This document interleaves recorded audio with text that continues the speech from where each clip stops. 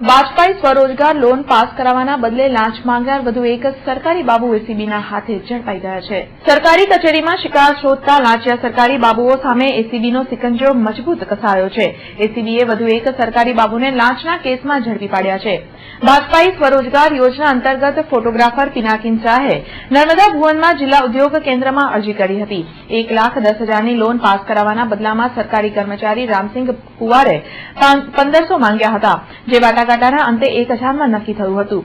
જોકે આ અંગે પિનાકીન શાહે એસીબીનો સંપર્ક કરતા એસીબીએ છટકું ગોઠવી 1,000ની લાંચ લેતા સરકારી કર્મચારી રામસિંગ કુવારને રંગે હાથે ઝડપી પાડ્યા હતા અને જેલ ભેગા કર્યા હતા.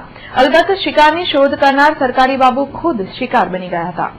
સદર લોન એપ્લિકેશનની સ્ક્રુટિની, રેકમેન્ડેશન અને વેરિફિકેશન કરવાનું કામગીરી કરતા રામસિંહ ચંદ્રસિંહ કુવાર, જે કોઓપરેટિવ ઓફિસર છે જિલ્લા ઉદ્યોગ કેન્દ્રમાં, તેઓએ આ ફરિયાદી પાસેથી ₹1,500ની લાંચની માગણી કરેલી અને અંતે ₹1,000માં વાત નક્કી થઈ હતી.